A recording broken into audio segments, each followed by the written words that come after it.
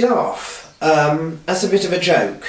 My spiritual advisor at the time, and I used to have spiritual direction meetings with this person called Andy Boucher, who was the chaplain, the Anglican chaplain at the University of Bradford, showed me a leaflet which had been distributed by St Paul's Cathedral to all Anglican chaplaincies connected to universities in the country, and it was advertising a lay community connected to St Paul's Cathedral, and the lay community would have been under the premise that it was giving young Christians who had just come out of graduate level education a protected environment in which to think and plan their future.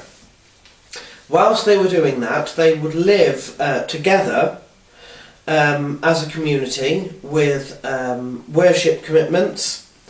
They would have working commitments at the cathedral, and they would have study commitments on a 2-year part-time master's course, which would be funded by the cathedral, and that would comprise the lay community, which would be living under a modified, therefore, version of the rule of St Benedict, which is what Benedictine monks used to work under, and that was a community, a monastic community that hinged on 3 things: work, worship and study.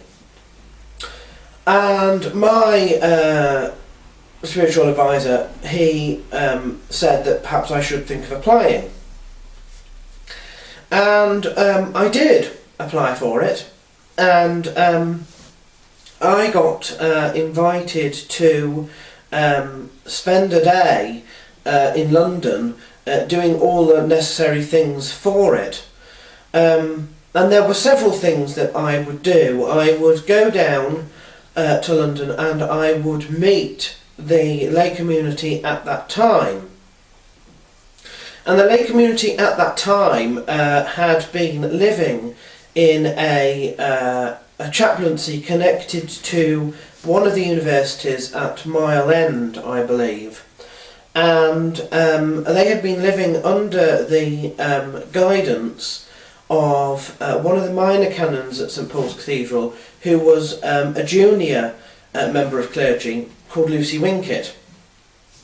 And she was my link, I guess. She was the person who I was applying to, and who would ultimately have the say as to yes or no as to whether I would join. I would also meet the dean, whose he was the brainchild of this idea. He was the person who thought it up and wanted it to run.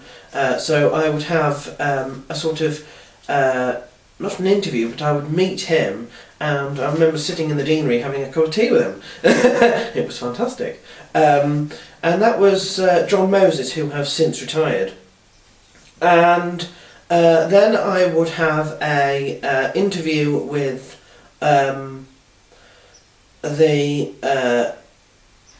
head of the Vergers department, the Dean's Verger, called Michael Page at the time, and he was with the head of personnel, and they would do the proper interview, which would be the work interview for being a verger.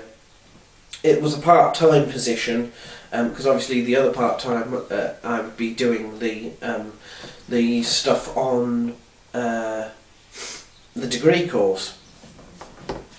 So along with that, I had to apply to one of the colleges to do a degree course, and I chose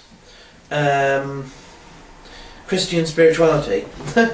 And that was at a Jesuit college, part of the University of London, at Heathrop, and I never had to go to any interview for that. That was done through I think I had to apply direct because it wasn't done through UCAS, if I remember rightly, but there we are. And then finally, after that interview, I would be allowed to attend the evensong, the choral evensong at the cathedral itself, and then I would see Lucy Winkett after that, before going on the train all the way back. So that was how the day was going to go, and bear in mind that I had been on the Pro Club Heresy now for a while, and I was pretty much back to my old self. I had been told by 8 people, 8 medical practitioners, that there was absolutely nothing wrong with me. I had been put on sort of anti-sickness drugs for some time, and I had felt better. I had no reason not to believe them. And of course there was this one point in the interview with Michael Page, the Dean's Virgil, where he said to me, you know, do you have any medical condition that you think that we need to be aware of, you know, that could affect your application? I actually gave a very interesting response, which I only discovered when I was looking back at the interview, and I said that there was none that I was aware of, which is interesting first because it doesn't rule out the possibility that there is something that would affect the application that I wasn't aware of at the time, if that makes sense. You know, that's not, no, I'm absolutely fine. It's, if I'm ill, then I don't know it. Which is interesting because in hindsight, I still had the anxiety disorder. However, arguably, just as if you had a cold when you were in an interview and you wouldn't say, yes, I've got a cold, I think that would affect, you know, my ability to work.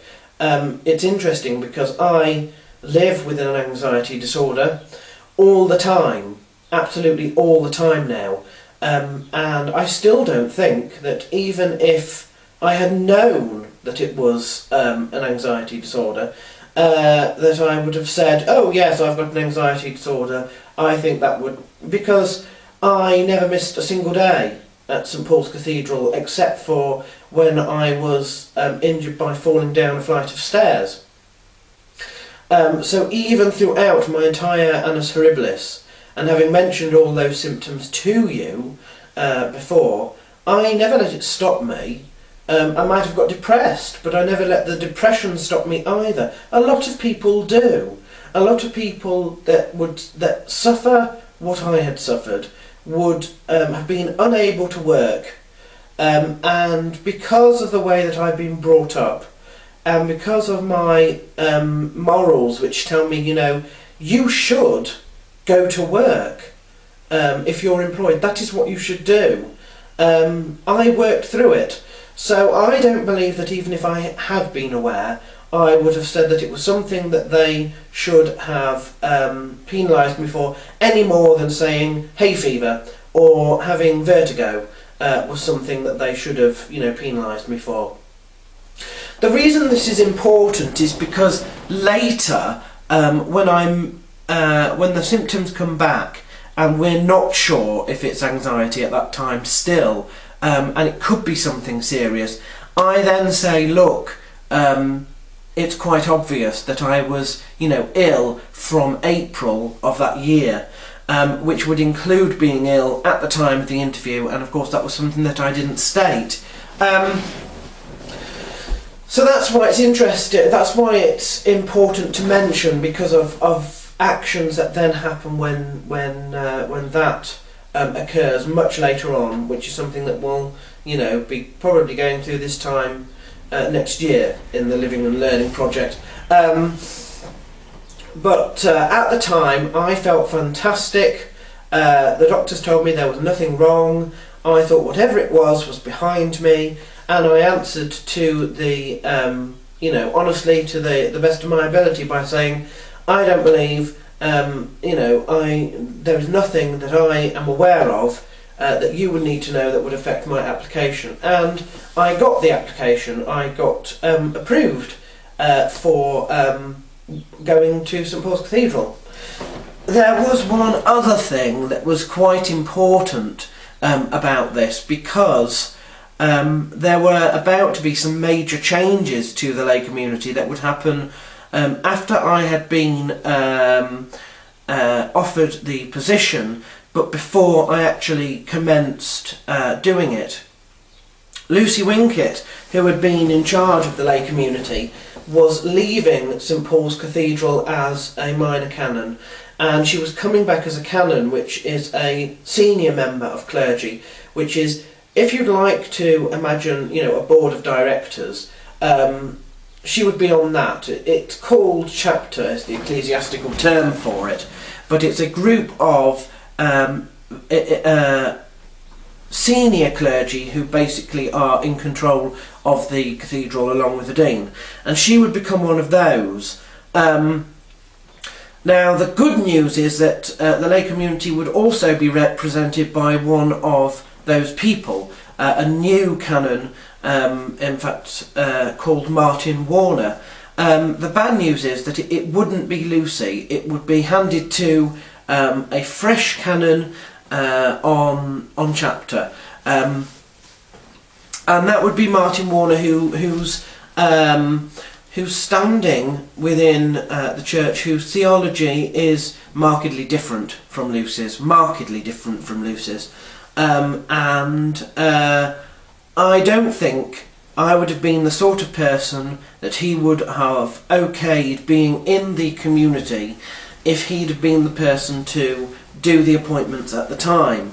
The lay community was also moving from their position as a resident in one of the Anglican chaplaincies to an end of terrace, to an actual house. Despite that, I didn't know what sort of changes that would actually bring to what had been told to me, because obviously I was not one of the people who had seen the before and would see the after. I would only ever know the lay community under Martin Warner in the end of terrace house. I would never know anything else. There were people in the lay community who this happened to halfway through their 10-year 2-year fixed contract, and you know, they would be a little bit different. The other thing I didn't know at the time is that I was the only person who was going to be joining from afar. Everybody else was local in so much as being already familiar with London. They already had family that were in London or around London or not too far out of London, if that made sense.